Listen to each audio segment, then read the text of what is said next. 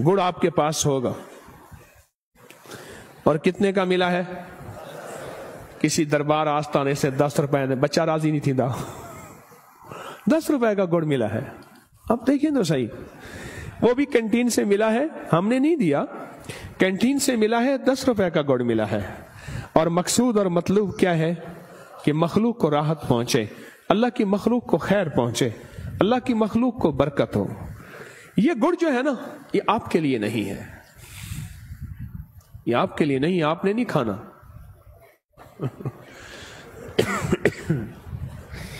हमारे एक साहब है, वो ना बैठे बैठे एक एक पाव चीनी खा जाते थे, चीनी एक एक पाव, गुड़ आधा आधा किलो खा जाते थे।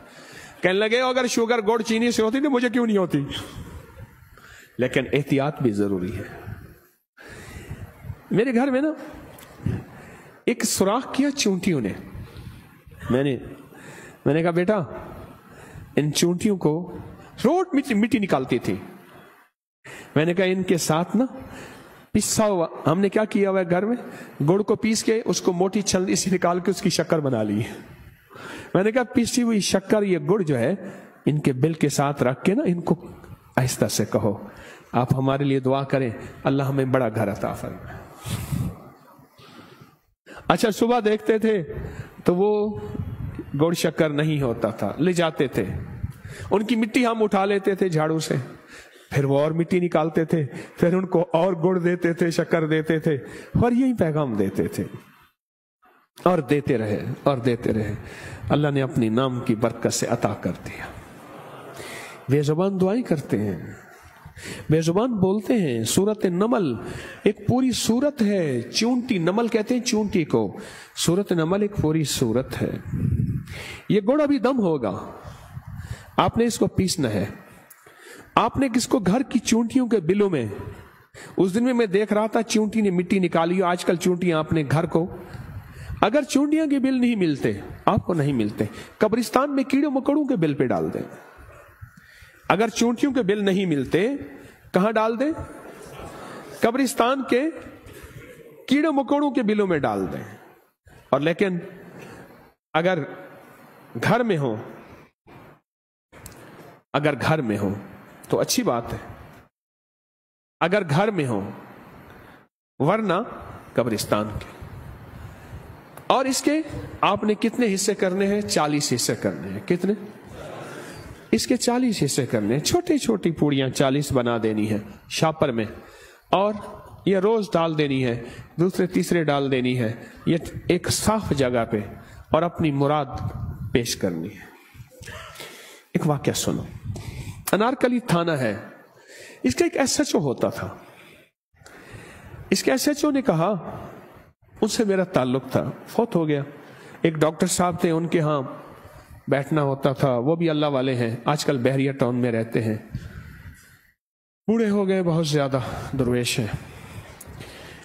तो मुझसे कहने लगा, यहां अनारकली में एक यूसुफ फालूदे वाला है, सर्दी हो या गर्मी, कोई मेरे ख्याल में जिन्नात को भेजता है, जाओ उसका फलूदा पी आओ। और उसके मुकाबले में दुनिया में हर बंदे ने दुकान खोली है, पर उसकी दुकान में कोई कहानी ही और है, लेने लगी हुई है कोई कुदरत की। वो एसएचओ कहने लगा, मैंने उससे पूछा, मैंने कहा आपके इतने बड़े रिस्क की वजह क्या है? कहा मैं इंसानों का लंगर चलाता हूं, इंसानों को खिलाता हूं, बेलौस खिलाता हूं और बेजुबानों को भी खिलाता हूं, ऐसे जो सवाल इंसान नहीं कर सकते, और ऐसे बेजुबान जो जानवर हैं। और कहा मैं क्या करता हूं, मैं ये बेजुबानों का लंगर, उसमें शक्कर भी शामिल, गुड़ भी शामिल, शक्कर भी, और कहा मैं कीड़ों मकोड़ों के बिलों में डालता हूं। इसकी वजह से रब ने मेरे रिस्क में बेबहा बरकत दे दी।